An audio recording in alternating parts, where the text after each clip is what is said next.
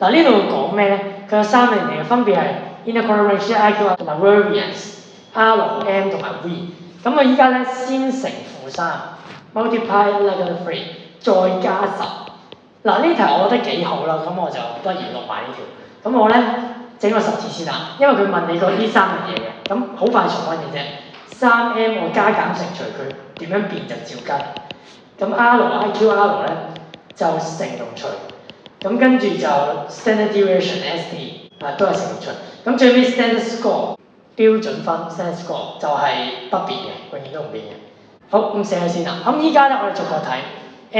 我不如先講第2個啦，因為第2個係 median 咧跟住變嘅。咁即係如果我乘負3加10，咁佢就要乘負3加10。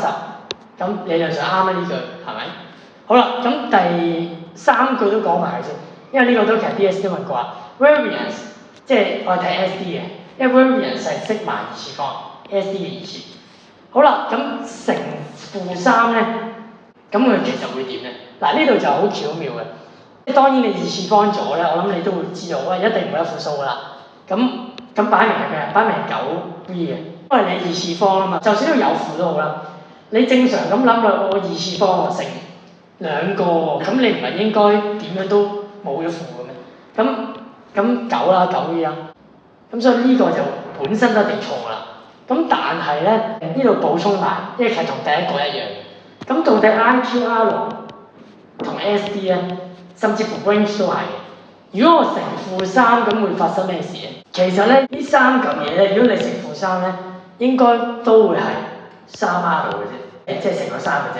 嗱就唔使乘負嘅，點解咧？因為負其實係咩咧？其實係講緊啲數字係你當係好似一個鏡像咁反轉咗，即係你本身啲數係1、2、3，你乘負3、負3、負6、負9，咁只不過咧喺前面啲負好反轉晒嘅啫。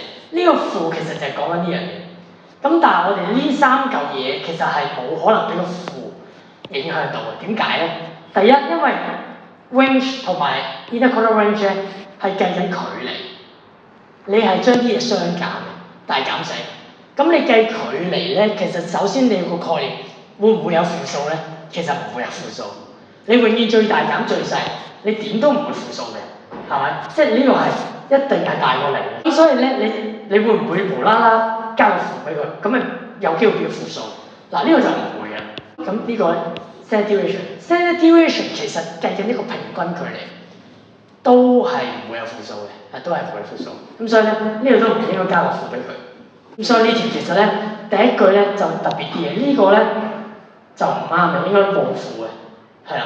咁甚至乎 SD 都好啦，都係冇負嘅，係啦。咁即係答案係 B 咯。